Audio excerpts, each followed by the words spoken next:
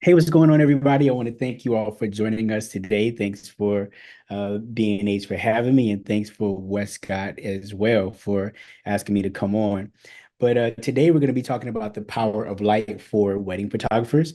Now, for those of you who don't know much about me, I'm Andre Brown. I'm a wedding and portrait photographer based here in Atlanta, and I've been shooting since 2015. So, coming up on that 10-year anniversary for myself. And over that time, I've been blessed to be a brand ambassador for a number of great companies, Westcott included, as well as a speaker and educator. So maybe you've seen me at some of the other conferences and things of that nature. I've also been blessed to win a number of awards across different platforms here in our industry. Canon shooter, Team Canon, all my Canon people chiming in the chat. You know, we gotta represent out here, right? And then, for those who don't know, I am also the host of the Boca Academy Photo Summit, which we just had here not that long ago. But today we're going to be talking about the power of light. And, as I said before, we're talking wedding photography, but this is not necessarily specific to wedding photographers, right? These are just essential lighting techniques and that I use in my wedding process in order to be able to use light to transform my images. If you're a wedding photographer, you know that sometimes you're shooting in the same wedding venues week after week, and for us as creatives, that can be a little bit boring. So we want to do everything that we can to kind of change it up. We have couples who oftentimes want the same image. Like you took an image at this location and they're getting married at that same location. They're like, we want this image too. Well, we got to change it up as much as humanly possible so that it doesn't get boring for us and it doesn't look like we're just out there lazy creating the same work over and over again. So, like I said, sometimes, we can be inside the same locations, and the goal is to change it up as much as humanly possible, without, losing what the couple really wants. So, I have a couple of examples of that here. So, this particular image is taken at a very popular venue here in Atlanta. A lot of movies have been shot here on the grounds, as well as, weddings week after week.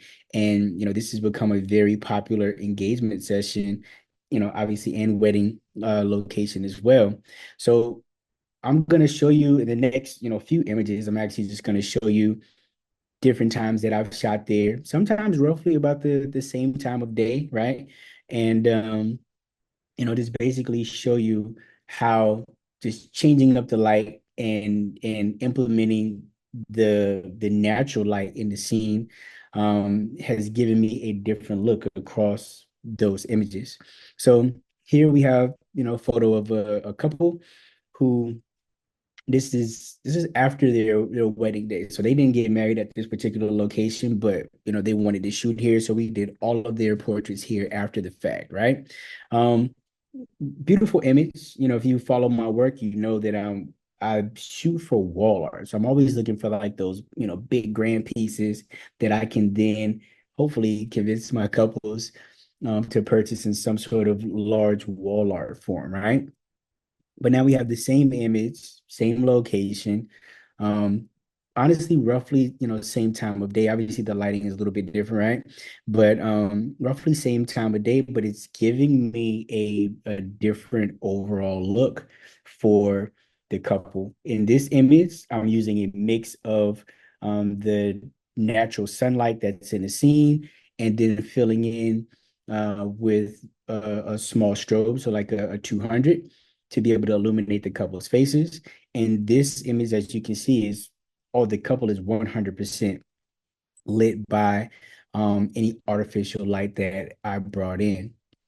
Same exact scenario here.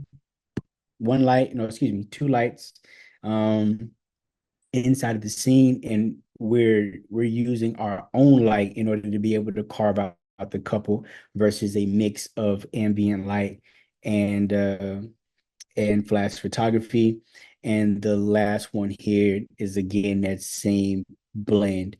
This particular image, um, although it's similar to this one.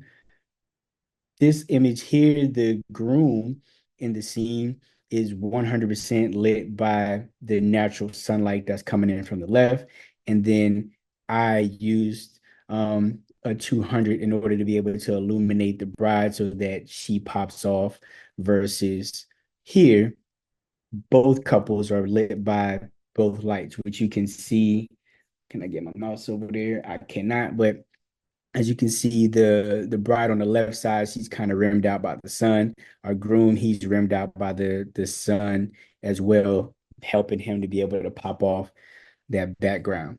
So a little bit about the tools that I use just in my general process. Again, Canon shooter. My R5 is the workhorse for me. Um, Fantastic camera. I've been, using it since it came out. It gives me a lot of amazing dynamic range that helps me to be able to pull out all of the details inside of my images so I can, have that contrast of light, excuse me, that contrast between like the highlights and the shadows, but also be able to pull out all of the detail that I need to be able to see like the finer points inside of the image. RF 28 to 70, my workhorse lens, 70 to 200, not 700, right? We can only wish that Canon would make something like that. But another workhorse for me, all-time favorite lens. Those big grand shots, I'm either 16 to 35 or 14 to 35 to start, depending on which lens I have in my bag at the moment. And, I'm often using my 100 macro as well. Now, in terms of lighting, I am I'm known for the work that I do where I'm using lighting like off camera flash and things of that nature. But I truly there's a big balance for me between when I'm using flash, when I'm using constant, or when I'm using available light. It can be whatever is going to give me the best result in that situation. I'm not necessarily um hard pressed on any one particular light source, right? And some days I'm feeling lazy and I only want to use constant light because with constant light, what you see is what you get, right? Um, you can turn that light on your subjects, expose properly. And as a wedding photographer, it helps me to be able to move through quickly, especially when we don't have a lot of time. And of course, flashes for those times where the ambient light in the space or a constant light in the space is just not enough. And we need that punchier light source to be able to combat whatever's going on with the sun and that sort of thing. So for me, my go-tos, Westcott FJ 200s. I have the 400s as well. Sometimes, depending on the location, I'll break out that 400. But when it comes to weddings, again, I'm looking to be small, portable, and be able to move fast. Um, Constant lights, I've used a variety of lights over the years, and Westcott has their L60Bs, bi-color lights. They also just released the 120. I don't have one of those at the moment. Westcott, send me one. But I don't have one of those, but you can imagine that being able to have those that extra power in any given situation would be greatly beneficial, right? Modifiers, I like more medium-sized box, so that rapid box M is definitely, my go-to. Sometimes if depending on the size of the group or groups that I'm shooting, I may opt for the Octa L. And most of the time grids because I like to be able to control my light. I like the light to go where I want it to go, and I don't want it in the places where I don't want it to be. So, although I may not use the grids for every shot, I definitely have them on hand for those times when I need it, right? My personal lighting style is you'll always find me shooting in some sort of short light Rembrandt situation. I do split light a lot on my guys, whether that's a group of guys or singular. I'll do split light to add that drama and really have that contrasty light in my scene. And if you're looking for like a complete lighting guide because you don't really have a grasp on the different lighting patterns, if you scan that QR code right there, it will definitely take you to a guide that I created that breaks down all of the lighting patterns for you. So you can use that as a guide to play with and get a better understanding. Um, Type of light, traditionally I love soft light. I'm always looking for a soft light source, but I'm also not scared of hard light, right? Having a hard light in a scene can completely transform the overall look of your images, which we'll be able to have. I have some examples that I'll be able to show you all as we kind of go through the presentation. But if you're a person who shoots soft light because you're scared of hard light, don't be scared. Give it a try. You'll be able to see how how much more of an impact sometimes you can have um kind of telling the story with light in the scene if you move to that hard light source versus a soft light. Um, I do shoot indoors all the time, a lot of time, right? Especially being down here in Georgia, it gets pretty hot down here, wedding season. So I try to stay inside as much as humanly possible. But while I'm doing it, I'm also exposing for the practical lights inside of the scene. So if we're in a reception space or ceremony space, any candles, chandeliers, that sort of thing, because those things are also part of the image. If it's too bright, it's obviously blown out. If it's too dark, it doesn't give you that same uh that same feel that you would get if you walked in the room and you saw those with your natural eye. So I want to expose for those and include those in the image so that it gives me more depth in the overall image, right? In any situation, we're always prioritizing for the highlights in the scene. So sometimes if we're indoors, that can be those practical lights. But if we're outdoors, super bright day, always prioritize the highlights in the scene because especially if you have a camera with high dynamic range, whether you're using some sort of artificial light or not, you have the ability to be able to pull those details out in the shadow parts of the image to be able to nail your final overall image, right? And if I'm in a situation where I'm using multiple lights, I personally always build from the back of the image to the front of the image. So being sure I like the elements in the scene that I want to pop before I end up lighting my subject. Again, that goes with prioritizing like the practical lights in the scene. So um I have some examples that I'll just kind of break down as we get to that. So if you haven't already and you're interested in that lighting guide, you can actually just scan that QR code again, and you'll be able to go there to get that free download.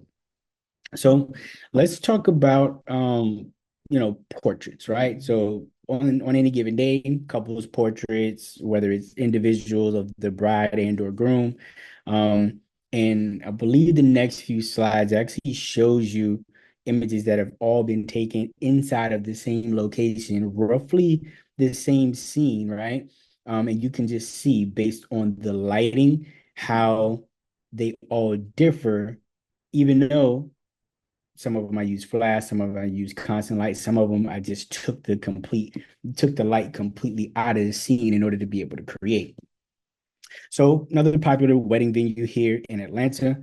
Um, and this scene is entirely just natural light, available light coming in throughout that door. I think further on in the presentation, I do have the before and after, so you can kind of see. But being able to capture the shot, focus on the highlights in the overall scene, and then that obviously you see how bright it is outside. From there, we're exposing for that outdoor, but we also want to be sure that there's enough information on our histogram so that we can pull back all of those finer details, like the details inside of the door and inside of the overall hallway. Now, this image is just taken maybe 100 feet away, but just up the stairs. There's a window. This is natural light or available light rather. There's a window that's coming in and it's illuminating the bride as she's coming down to go down the aisle. So this is actually an in-action shot. She's walking down the stairs to walk down the aisle to meet her groom and her guest in the scene, right? But 100% available light, um, and directional because I'm huge on, giving light direction. That way it can add shape to my overall image. So you see the highlights and the shadows that are on her face, which ultimately gives the final image a lot more depth than if I was just shooting light at her, um, just throwing it all out there and just filling the entire area with light. Now, for our next image coming up, this is the same exact location. And you can see this is the light that's coming in on the subject. So the light that's illuminating her in her face is the same light that's coming off of this window. The difference, obviously, this was 2 different days, right? But the difference is I'm exposing for the highlights that are coming out of the window in that scene. The light is because I'm shooting directly into it is going to give me the ability to be able to create this nice sexy silhouette of her, whereas here I'm using it as the primary light source to be able to illuminate her so she's not in complete darkness in the overall scene. Take it a step forward. Oh, and pointing out that, again, I'm sorry you can't see my mouse, but I'm prioritizing the light that's coming in through the window, but I'm also being mindful of those practical lights to be sure that they're at a good exposure, they're not blown out, and it helps add to the overall mood of the image. So this image, again, same space, same window, providing that light, but I'm exposing in a way that it gives me a more moodier look as opposed to how bright I have this image, right? So prioritizing the highlights overall, but also adding like taking like stopping the camera down so that way it adds more mood to the overall image. So roughly same location, three completely different looks to the same image, right? Moving forward, this I can't wait for you guys to see the before and after of this. But overall, I'm just using this scene, using the light that's in the scene to light my subject. Now, the only light that's there is the light that's coming in from the door. So you will be able to see in the before image that basically the only thing that's happening is that light is wrapping around her. Now, if I could zoom in, you could see that you can see all of the detail inside of her face. We have the little glow from the earring that's happening. You can see that you can see all of the detail inside of her dress as well. And this is just using the available light in this little small room to be able to like placing her in front of the light, have that light wrap around. Portrait of my buddy Ben. This was actually at a conference. This wasn't at a wedding, but out taking photographs, again, exposing for the available light in the scene. The chandelier was there. I didn't want to blow these out. Also didn't want to blow out the sconces here because I wanted them to help add to the overall mood of this scene. So I have a photographer friend that's on this side of the wall. He's basically just holding a 200 with a 40-degree grid on it, aiming it directly at his face.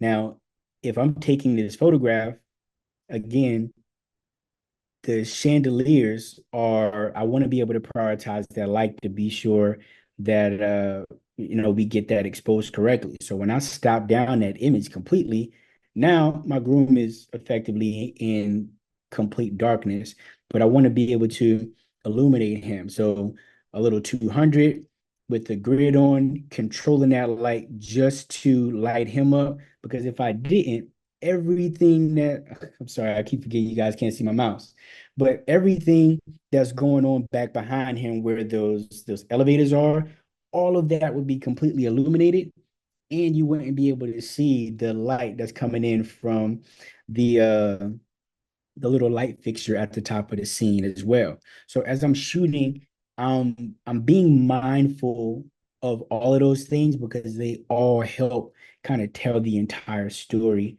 of what's going on inside of the picture. Same thing here, pretty self-explanatory like the one before, using that light from outside to wrap around my subject. This is again available light in the scene with no artificial light, more artificial light exposing for my fixtures, and being able to be sure that I still leave enough detail so that you can see, you almost can feel the texture that you see in the different elements of the scene. So our ceiling, all of the pillars on the side. You can see all of the texture that's there. One light off to the side was a West Sky. It was a 200 with a Octa M with a grid on it to be able to control so we don't get that light spill too much. Had I not had it gridded, then we would have a whole lot more light spill than what's happening back here on these little small pillars that are inside of the scene, right?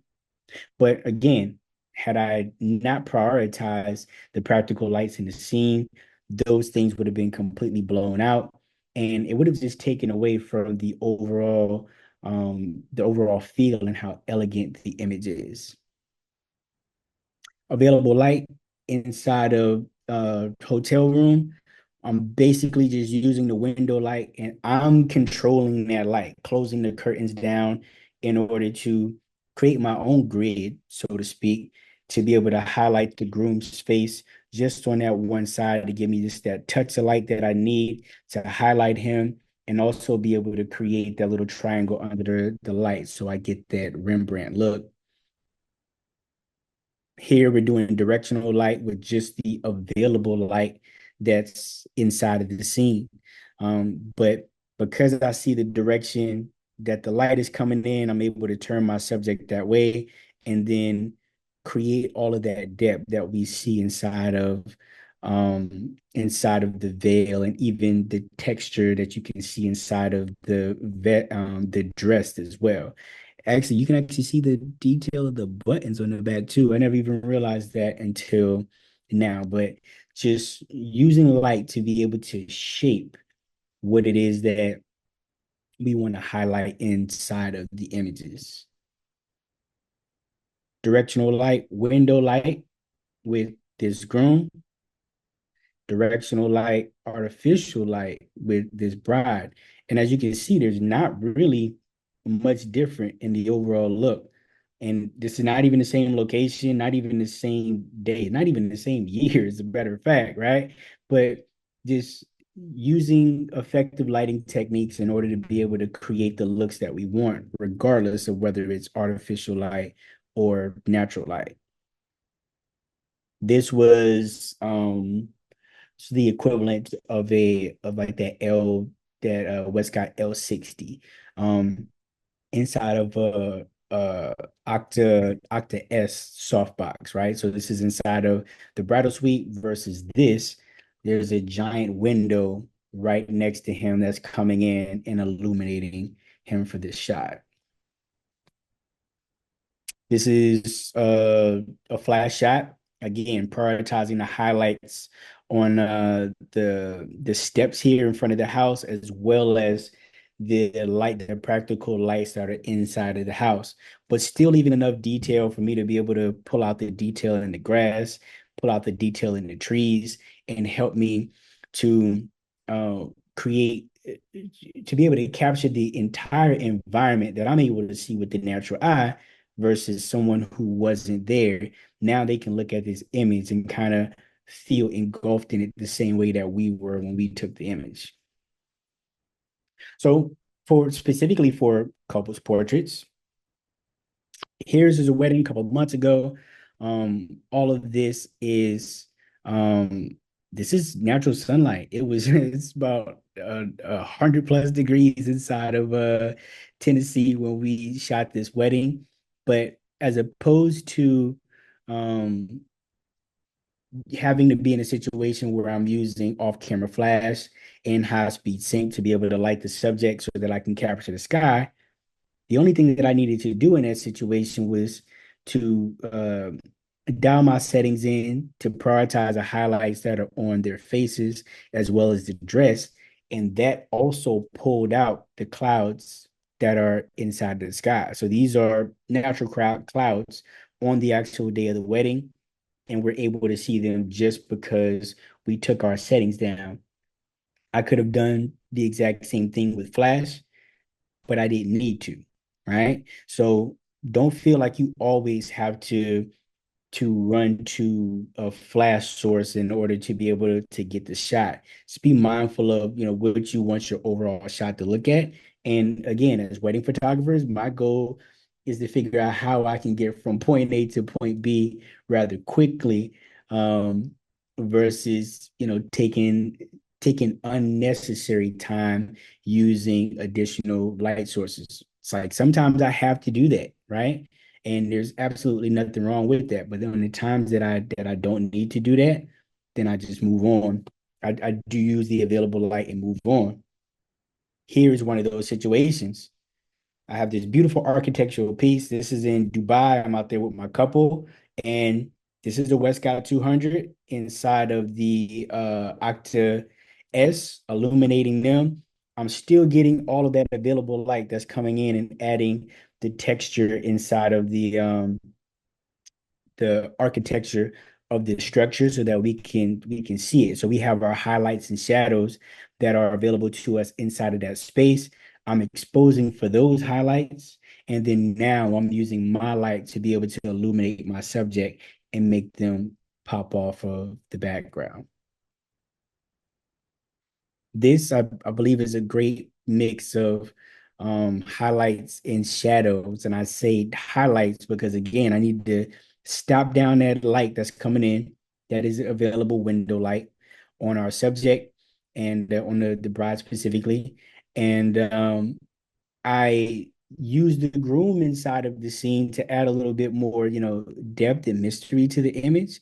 But the highlights on her and just enough light on him so that he's not in complete silhouette. I can still see the texture or the details rather in his face, the details inside of his suit, almost down to the cufflink to be able to use a mix of the highlights and shadows to be able to create an image that's well balanced. Um, yeah, this was constant light. So constant light source, again, moving fast at the end of a wedding, going in and capturing the couple. I'm exposing for the ambient in the scene. So our ambient is obviously these practical lights, these lamps, and then illuminating them, turning their faces to the light so that I'm lighting them and giving them some sort of direction. But because that light, again, is coming in very directional, you can see that we have all of that texture and detail inside of her dress, which is important. Like our clients, they spend all of this money to be able um to buy the gowns or the suits and stuff that they want. We have to be able to capture those details and capture them properly. Had I blown that dress out where you couldn't see the detail in it, then you know she would still love the image, right? But it also doesn't look like her dress. So be mindful of those details so that you can use them in images like this and images like this as well. Same scenario. The only difference is I flip the light, so the flip the direction of the light source. One light, strobe, outdoors, Canon R5 with the 16 to 35 to be able to get as much of that architectural detail as possible.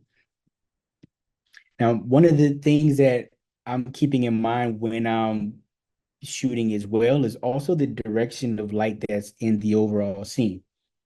I do see that oftentimes a lot of photographers, you're just lighting from any direction. But keep in mind the natural light or the available light that's coming in the scene and which direction that's coming in. Naturally, your light source will be coming from that direction as well. So keep that in mind when you're taking your shots because now it looks more natural inside of the scene. So here we're in Mexico for one of my workshops, and it's pretty overcast day because of the fact that it had been raining on and off.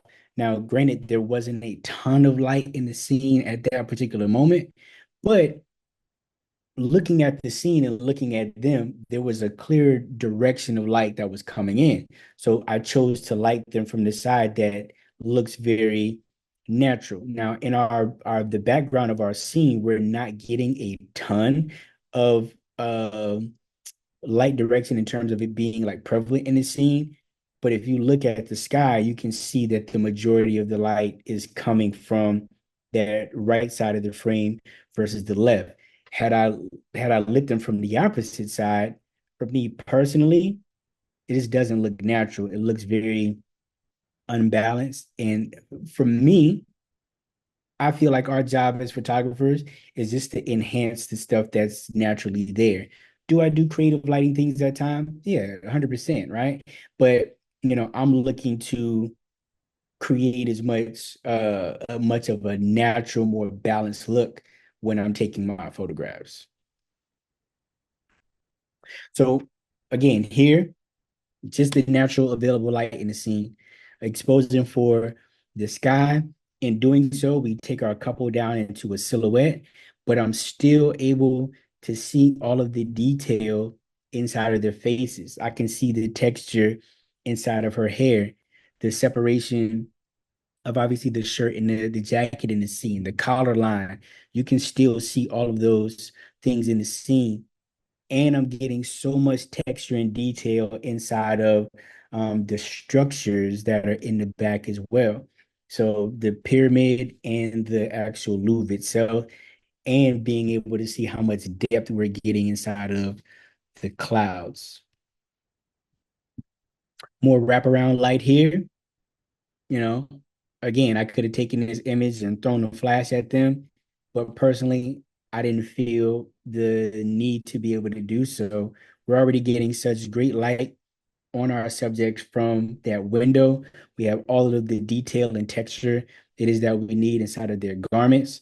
So, in the lighting process, keep in mind that you don't have to overdo it either. You don't have to add light to a scene just for the sake of adding light to the scene. Be very discerning on what it is that you're doing to get the result that you would like to get. This was one of my favorites from maybe this was what 20, 22, 23. It's a wedding inside of DC. I was lucky enough to have two assistants with me on this wedding. Um, this is the best photograph of the shot because the venue itself was not that great, but this is truly a great example of being able to balance the ambient that's in the scene and then filling in um with the artificial light sources. So we have some 200s with some spheres on them to be able to, the spheres and the spheres with the grids to be able to control the light as much as humanly possible. And I do have the background from this, so we'll be able to talk about that. Cooper, you guys keep me on track with the time so I don't end up going over because I definitely want to be able to show some of those before and afters in the scene. This is back in Dubai, small softbox, gridded to be able to control that light spill. My uh my lighting assistant is roughly about on the left of where that bush is, with grids on again to be able to control that spill that's on the sand because I could have easily just lit up the ground, which of course I did. There was a little bit of a light spill, but it was in a manner that I was able to control it to be able to highlight nothing but the couple inside of the final image. And here taking a space where it's it wasn't that great. It wasn't that great of a venue, but using light to be able to add, visual interest to the overall scene. Sometimes we're not in locations that give us the aesthetics that we're looking for. So now we have to go in and create these things for ourselves. But two 200s, excuse me, one 200 with a gel on top, just pointed directly up at the ceiling, like but more like 45-degree angle. So back behind the couple this way, along with an assistant standing over on the left-hand side to be able to add some light to them. I was able to transform this pretty boring space to be able to create a interesting image for our couple to be able to use. I'm actually gonna fast forward really quick because I don't want to miss some of these other things. Um, Actually, let's go to lighting to wedding decor. So I all of the same techniques that I told you that I use for my couples, I'm doing the same thing when it comes to wedding details as well. So here we have this room, has a you can't really see it in this image, but the runway or the walkway or whatever is actually a gold reflective material. And that's why we have that cast that's going up at the on the ceiling. But I'm exposing inside of the room where we can be able to see the candles as well as the chandeliers. But there's other elements inside of the room that even with my light setup, I'm not able to see them properly. So here is a better overall look at that. We have the gobo that's on the curtains. You see that it has like the pattern on there, but also the elements up front where they have the T's for it's like a C and a T or something like that for there's a D and a T, excuse me, for their actual names.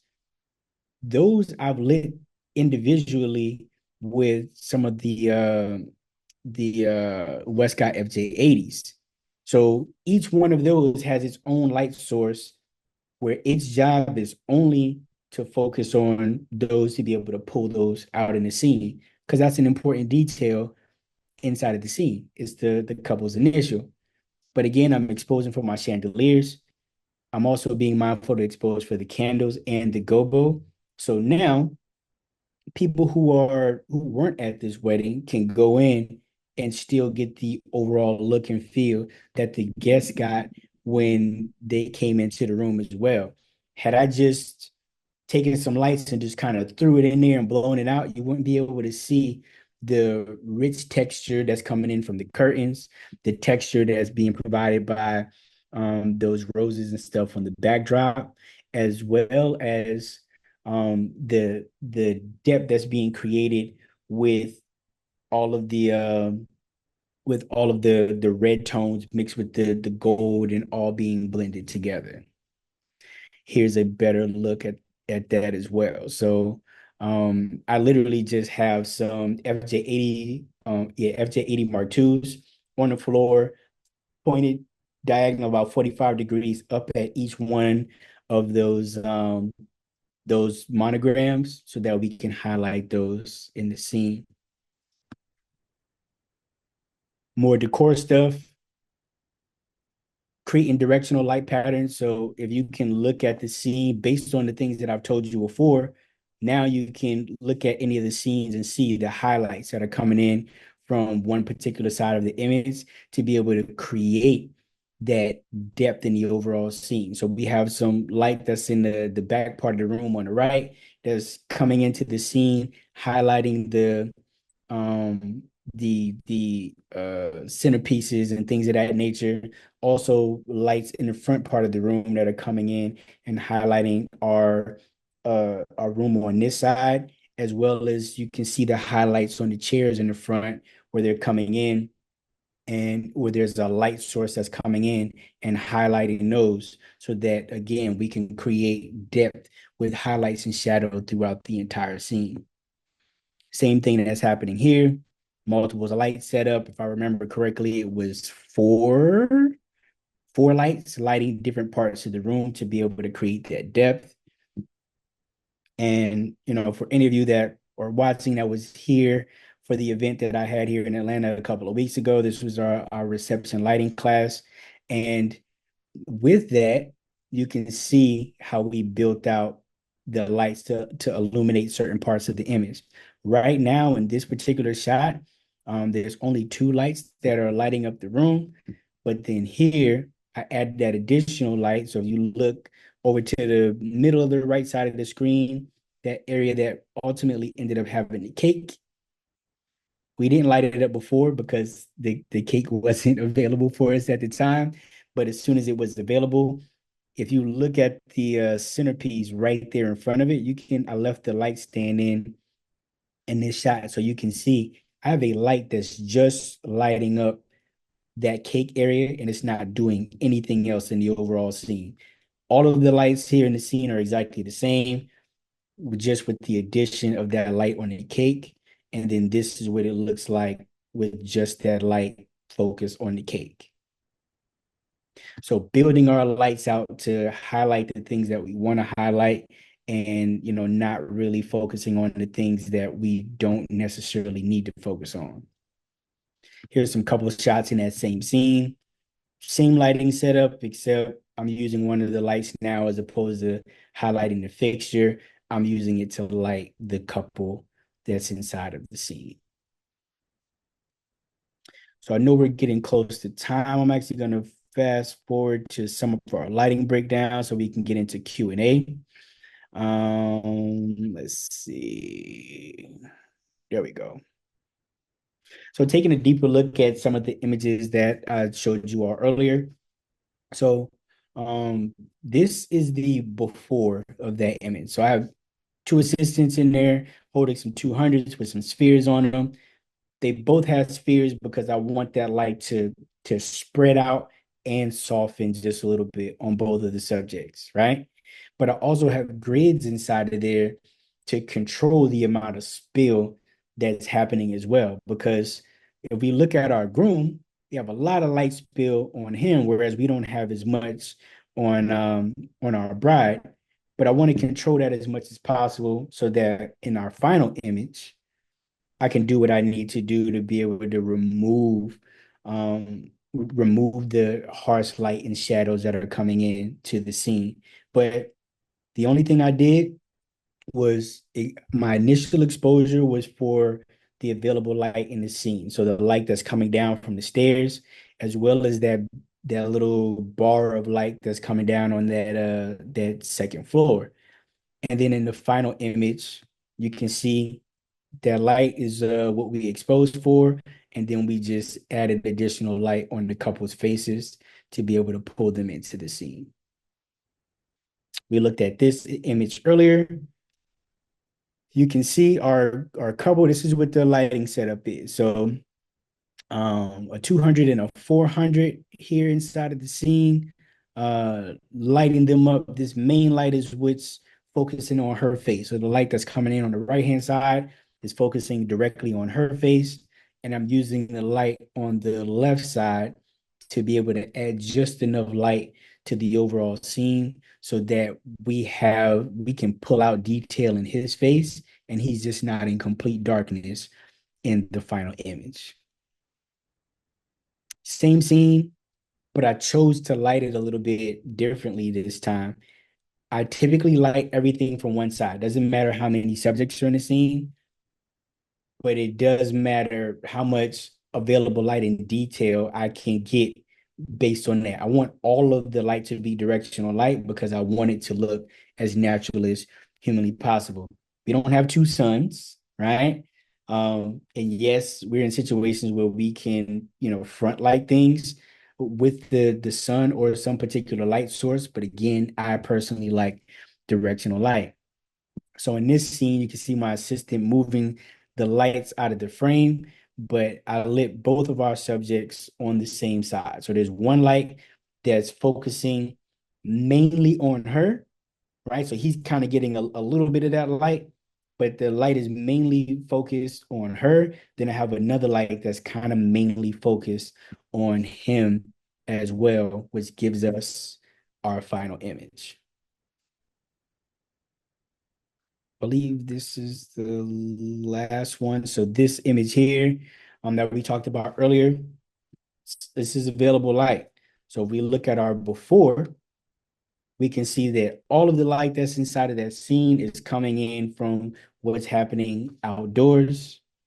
We can still see details in the shadow, excuse me, on the backside of her dress. We can see some detail inside of the inside part of the door where all of the lights are, where all of the outside light is coming in to illuminate.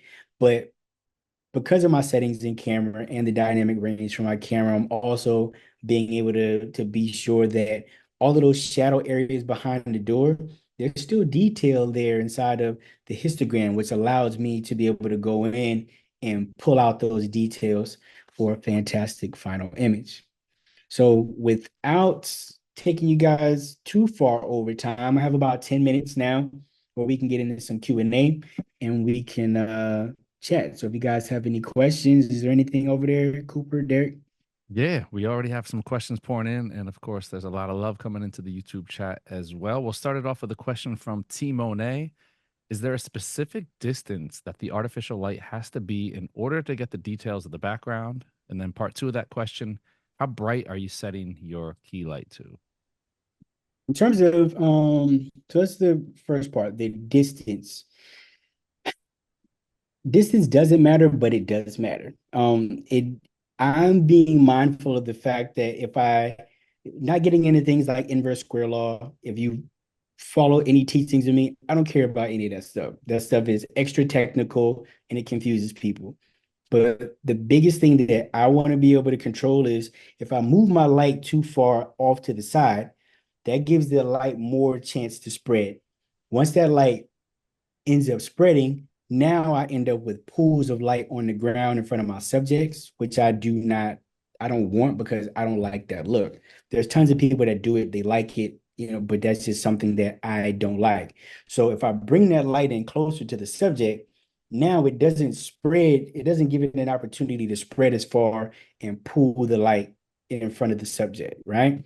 Now, in terms of power, um, if I'm in a situation where I'm indoors, again, I'm exposing for the ambient in the scene. So my camera's exposure is for whatever the highlights are in the scene. Same thing with outside for the most part as well.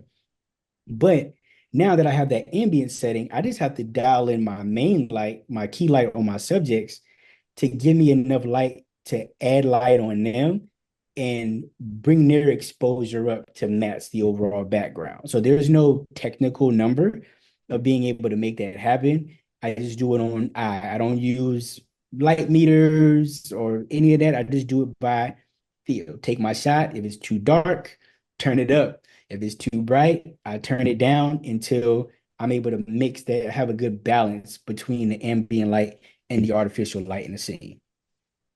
Yeah, and I love that. I think that's what sets the images apart is a lot of people they don't balance it. And you don't want that drastic look. You don't want it to look like it was dramatically lit where the ambient or the backdrop is super dark and then there's just this bright spot of light on your Right, subject. It's like a nice blending. Like I love what you said there. There's not two suns. And I think everybody needs to write that down right. because we might not think about it, but our brains process it. If we see competing shadows or stuff that doesn't jive, we might not realize why it's weird, but Exactly. the brain It just knows why it's doesn't weird. feel right. Yeah, it's Yeah. like about that doesn't look right. Yeah, definitely. We're gonna move on to Mike L. Are you using strobes to light up the room? Can you talk a little bit about your philosophy to the ambient light, or if you have a situation, some of those diagrams, you're incorporating a lot of surface area in, right? It's not just about the subject; it's also about the room. So, what is your approach when you go into a room? I guess that's probably a different way to spin this question is What is your approach to lighting the room? Like, how do you decide, okay, I want to light over here to kiss, off the wall and get some bounce back, or how do you decide a particular lighting scheme for a particular room?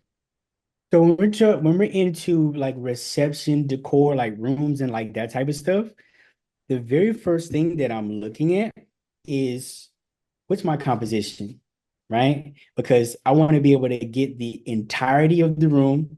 And I put entirety in quotes because I feel like sometimes people just, oh, I got a 16 to 35. Let me take it out to 16 and I'm just going to get, all of this surface area, right? But zooming in to only the things that are important in that scene to make it look full is a better room shot than just I got a shot of the room in its entirety, right? So once I figure out what my composition is, then I'm dialing in my settings based on the ambient. Are there uplights in the room? Because the uplights, that power is going to be different than the candles, right? Mm. If you're at a wedding that's nice enough for them to have pin lights, because a lot of, the higher end weddings will have pin lights in the scene, then you have to expose for those pin lights to be sure that those aren't blown out. Now I take my shot, I see where all of my highlights are good, and then I add my light to fill in the areas that it's not filling in. Because my room shots, my decor shots, I want them to look like they're pin lit, even though they're not pin lit. So I'm adding grids to the scene where I need to add a grid. If I'm in a situation where I was lazy that day and I only took two lights and I didn't take all four lights, right? I may add a grid to the light that's closest to me for control, but I may not grid the light that's in the back. I wanted to throw as much light as possible to light as much surface area as possible. But I do have a great video of that coming up. Stay tuned. I do have like an entire tutorial that I filmed at my event last month that kind of breaks down the whole philosophy of that, if I can say that here. So Of course, of course.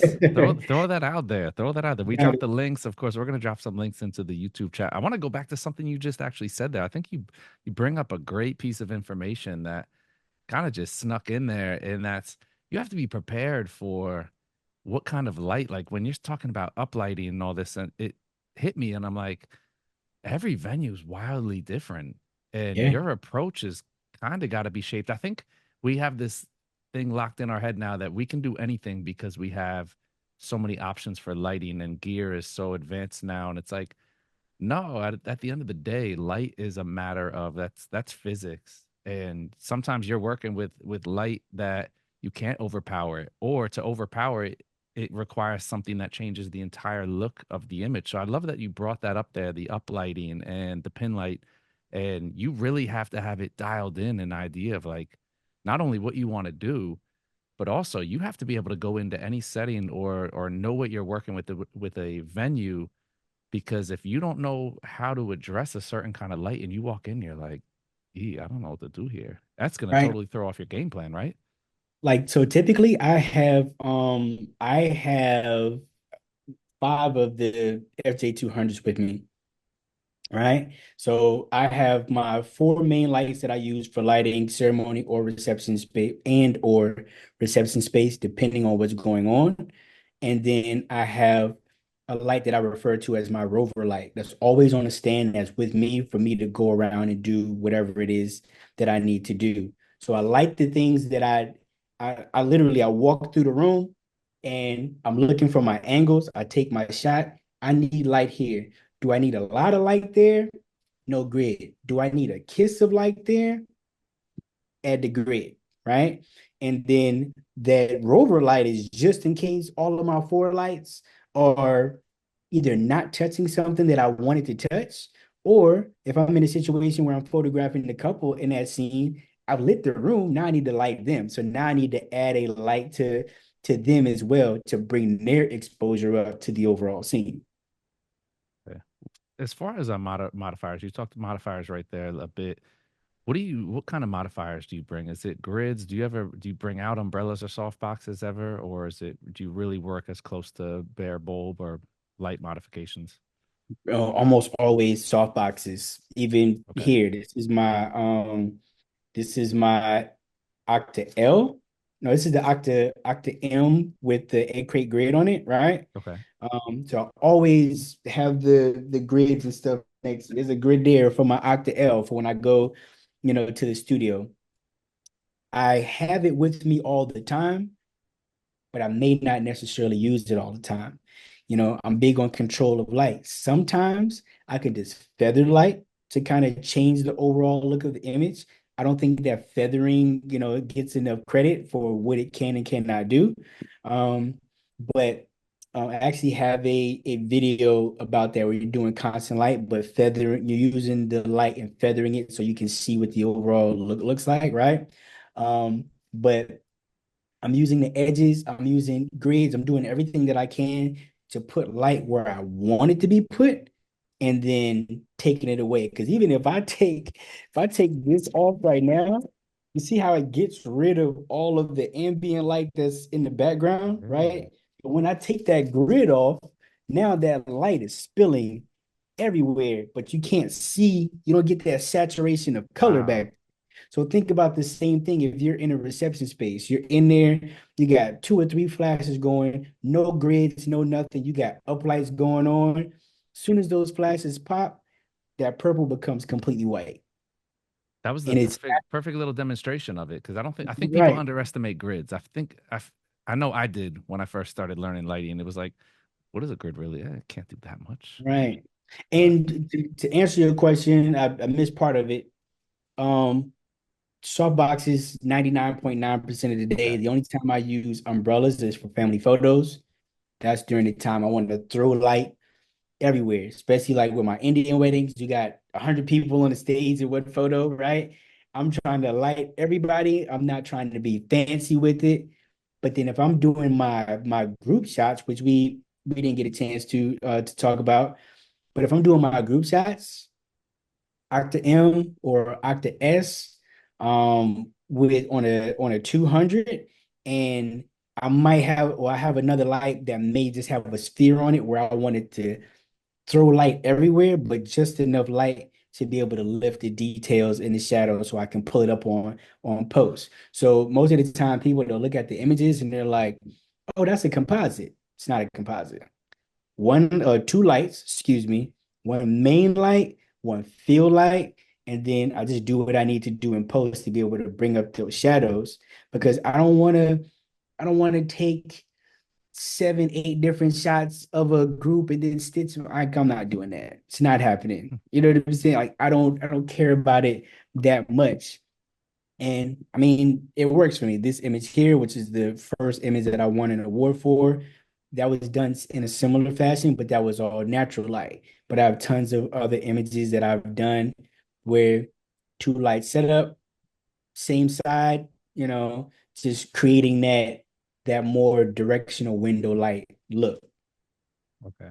I kind of want to go back just real quick before we wrap this up. The question from T Monet in regards to the distance. Now I know one of the techniques that wedding photographers will use is, getting your assistant to hold the light close. We get closer, we get a better, a nicer, softer light, and then you Mhm. just composite them out. So you'll take two frames, you'll take one without them, then you'll take one with them with the light. How often are you working those kind of shots? And is that kind of just like okay, I want to do a staircase shot. I need to get that light in there. There's no light source, or I can't get a light on them the way I want them from and keep them out of the shot. Is Every it just wedding, okay?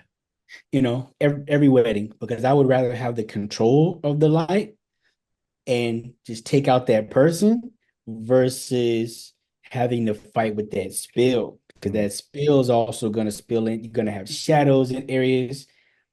I would rather just go in and just take it out. So And that's just about that control. You're really it's just I need the light that I want to have on the subject. This is the only way to do it and correct, while getting that wide shot. 100%. Let me see if there's I can't believe I did not drop this into the presentation. Now that you say that, Go for it. where's the I'm just raw? gonna answer. We did have a question come in. Andre did mention this no light meters. So we had somebody asking if you use a light meter. I love this. This is our second lighting workshop in as many days. No light meters, no inverse square. I like these are my people. My people. We figure it out. We know what we're doing. We get the light we want without all the technical. Yeah, I don't care nothing about none of that. You know, Say, it's like I don't want inverse. anything extra, man. When you said I'll carry two lights if I'm lazy, I'm like, man, sometimes one light is asking too much. Yeah, like one of my buddies I shoot with, I'll call him like, oh, yeah, we shooting tomorrow. You know what we got going on? He's like, top flash, top flash, nothing else. Like I Natural light. don't. I'll bring a I feel reflector. like oh, let's see this one. God Okay, doesn't give me the light. I don't want it. Okay, so right. So how does this work? Okay, so this is my final image, right? But this is the image that I shot. I have an assistant standing there on this the stairs, holding a light, illuminating the subject. I just need to light her. My goal for him is to be inside a silhouette, and then I just pull it out. Now, granted, there is a partial crop in there, but where I needed to crop it to, I still needed to Photoshop it out. But okay, I'm doing it in a manner where I can control as much of that light as humanly possible. There was no grid on that. Um, but I also wasn't expecting to shoot there because they don't typically let you shoot inside of that place. So the same place that I showed you guys the location where I've shot there a million times. That's actually the inside of the door. They don't typically let you shoot there. So I didn't plan for that. I only planned to be outside. And then when they said we could go inside, I was like, oh snap. I didn't bring any grids or anything. So feather the light to hit her just as much as I need to, controlling that the light power so it doesn't, spill everywhere and I don't have to worry about cleaning up later. interesting. So just to clarify for people out there, feathering. When you're saying feathering, it would be me taking my key light, turning it a Right, little bit away, where I'm right. kind of just using the outer edge of the light spray to. Correct.